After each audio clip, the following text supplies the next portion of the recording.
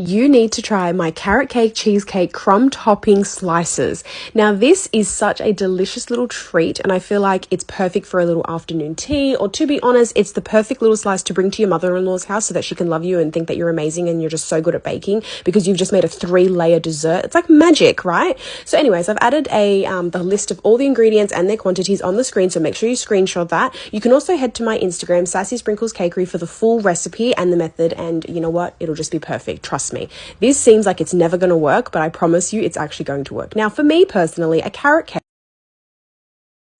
needs to be heavily spiced. It also needs to have the small grated carrots. Okay, so don't put like big chunks of grated carrot into it, because essentially carrots are meant to be the moistener of the cake. It's meant to be dispersed evenly throughout the cake to create a really lovely moist texture. So make sure you use the small setting on your grater when you're grating your carrots.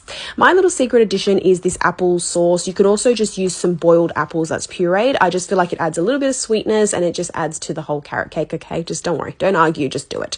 And you're going to then fold in your carrots and make sure that they're nice evenly dispersed. Trust me, you don't want to skip this step and you don't want to rush this, because then you don't want to have like big chunks of just raw carrots sitting in the middle of your cake batter. Embarrassing. Anyway, you're going to pour this into a lined tin. I think I used an 8-inch square tin here. It's a lot of cake batter, okay? Trust me. If you want to make a smaller, flatter kind of slice, add like half of this, but I wanted it to be huge because you know what? I don't care. I think that having like a big slice for afternoon tea is just perfect. I'm going to prepare my cheesecake mixture, which is just 500 grams of cream cheese and about 1/2 cup of white sugar and 2 eggs and a little bit of honey just for flavoring. You could also add some cinnamon, you could add some vanilla, whatever you like. Now for my favorite part, I'm going to add in my crumbed topping. So my crumb topping is essentially some cheeky little pecans, some plain flour, some brown sugar, and some butter.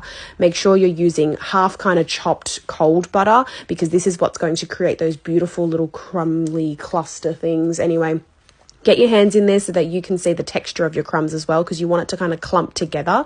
I'll show you how that looks, just like that. And just like that, you've got some beautiful crumbs. Now, here's a little tip for cream cheese. Make sure that it is at room temperature before you go and whisk it, because you're going to get little lumps like this. Trust me, it doesn't affect it at all. It was fine. But just, you know, for aesthetics, just make sure that it's room temperature. Anyway, you're going to evenly disperse this over your cake batter. Yep, that's right, straight away, because you're going to bake this little baby in the oven all together. It's perfect. Trust me, it's like a magic cake, and your mother-in-law is going to be so impressed with you. She's going to think that you're a wizard in the kitchen.